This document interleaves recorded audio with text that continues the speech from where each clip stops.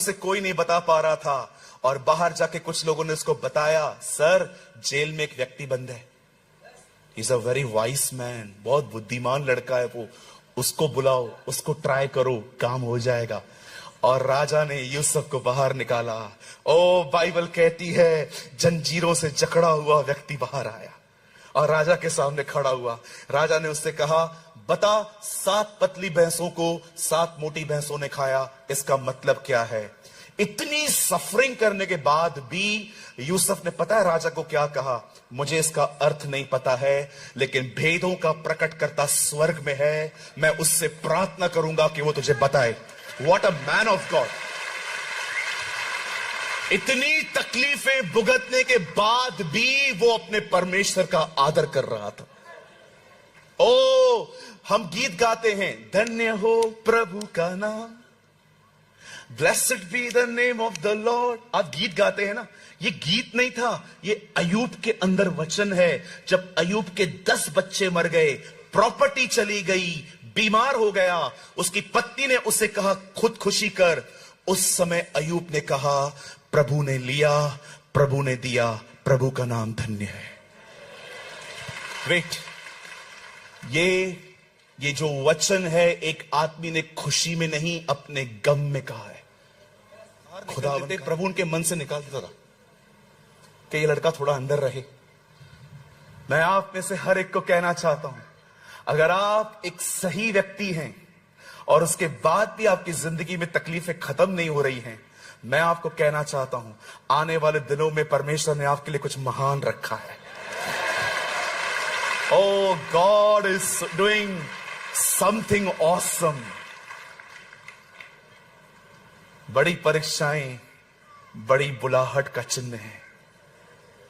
आप जानते हैं यूसुफ 13 साल तक जेल में रहा और एक दिन वहां के राजा ने एक दर्शन देखा जिसका अर्थ उसे कोई नहीं बता पा रहा था और बाहर जाके कुछ लोगों ने उसको बताया, सर जेल में एक व्यक्ति बंद है।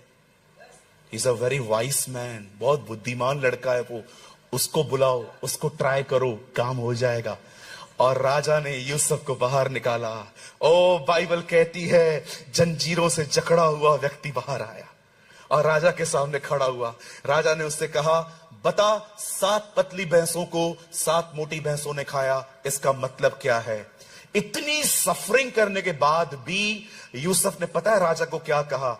मुझे इसका अर्थ नहीं पता है, लेकिन भेदों का प्रकट करता स्वर्ग में है, मैं उससे प्रार्थना करूंगा कि वो तुझे बताए। What a man of God. इतनी तकलीफें भुगतने के बाद भी वो अपने परमेश्वर का आदर कर रहा था। ओ, हम गीत गाते हैं, धन्य हो प्रभु का नाम, blessed be the name of the Lord. आप गीत गाते हैं ना, ये गीत नहीं था, ये अय्यूब के अंदर वचन है। जब अय्यूब के 10 बच्चे मर गए, प्रॉपर्टी चली गई, बीमार हो गया, उसकी पत्नी ने उसे कहा खुदकुशी कर, उस समय अय्यूब ने कहा, प्रभु ने लिया, प्रभु ने दिया, प्रभु का नाम धन्य है। वेट, ये जो वचन है, एक आदमी ने खुशी में नहीं अपने गम में कहा है। खुदावन का नाम मुबारक है। Blessed be the name of the Lord. उसके 10 के 10 बच्चे मर चुके थे, उसके बाद भी वो कहता है, प्रभु ने दिया, प्रभु ने लिया, प्रभु का नाम धन्य है।